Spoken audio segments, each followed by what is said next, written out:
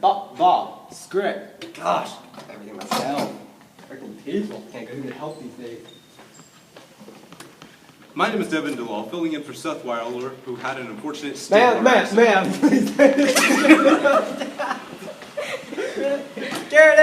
Security, get him out of here. Sir, you have to. I'm sorry for that. TOTC news, fam. We gotta do this. Let's go.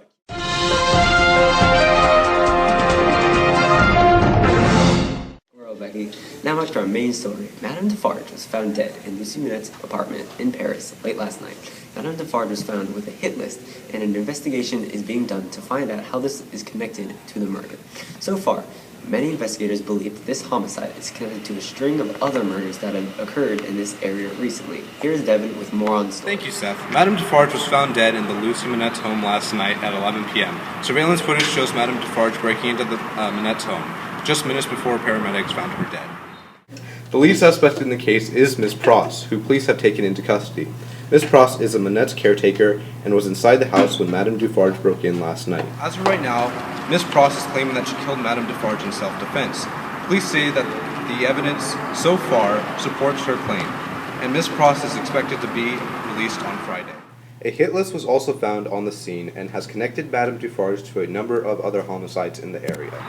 I interviewed a colleague of Defarge to see what he could tell us about this discovery. Mr. Jock, who worked with Madame Defarge for many years. Can you explain how Madame Defarge is connected to the hit list found at the scene? I don't know how Madame Defarge is connected to these homicides, but I do know that there was always something off about her. She had a very traumatic childhood that she never fully recovered from. When she was young, her sister was raped by Marquis Saint Evremond. Her father died from his grief, and her brother was murdered trying to avenge the crime done to his sister. She hated and blamed the entire Evremond family, and all the aristocrat families like the Evremonds, for the tragedy she has suffered since then. She wanted revenge, so she swore to make the Evremond family and anyone like them suffer as she did. If Charles Evremond, also known as Charles Darnay, has already killed for his family's crime, why did Madame Defarge break into Lucy Minette's house last night? Well, Lucy and Darnay were married, and they had a daughter together. When Madame Defarge found out that Lucy and her daughter were in Paris, she called me and said she was going to end them. I tried desperately to talk her out of it, but she was too blinded by her vengeance to listen to me. She wanted anyone associated with it, with her family, or anyone else, dead. Thank you, Mr. Jock, for your insight.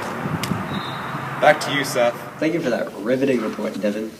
We just acquired the audio from the phone call that Madame Defarge made late last night at 10:05 p.m., just before she tragically died.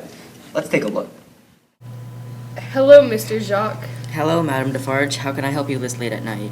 I have finally found them, Mr. Jacques. They are all going to pay for what they've done to me. What are you talking about, madam? Who is going to pay?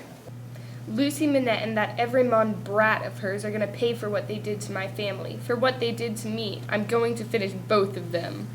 Madame Defarge, this is crazy. Both of them are innocent. There's no need for any of this. Charles Evremond is dead. The entire Evremond family is dead. Isn't that enough for you? No, they must all pay for their crimes. None of them are innocent. Let your hate go, Madame Defarge. Your vengeance has caused you to become blind to the things that are right in front of you. You could have such a wonderful life if you would just let go of the past and move on from your revenge. I can't, Mr. Jacques. It is not that simple. Lucy and her child must pay. Goodbye, Mr. Jacques. No, wait. Wow, that's some interesting evidence, Devan. I now have Lucy Minette here in the studio with me. Thank you so much for being here. The past few days I know have been just rough for you. I'm so sorry for your loss. Thank you for your condolences, Mr. Wilder. No problem. Miss Minette, for the past 24 hours, what have they been like for you? It's been terrifying. I've had to keep looking over my shoulder in case someone tried to come after me or my family. My first instinct is to protect the ones I love, and it's a scary thing trying to do that while being targeted by my family's enemies. I'm just so glad that this whole ordeal is over with, and I'm thankful that my daughter and I are still alive today. How do you feel now about Madame Defarge, now that you know her involvement in your husband's murder? At first, I was very angry with her, and I wanted nothing more than for someone to pay for what she did to me and my family. But then I realized that wanting that would be stooping down to her level. Now that I know her story and her motivations for murder, I don't feel any anger towards her. I pity her. She was just a lost little girl who never knew what love was. She allowed her feelings of hate and anger to consume her. She allowed her revenge to rob her of a happy life. She was a broken girl who never healed from her childhood scars, and for that, I pity her. Wow, thank you so much for your time today, Mrs. Minette. And that concludes our segment of the news for today. This is Seth Wise signing off for TOTC News.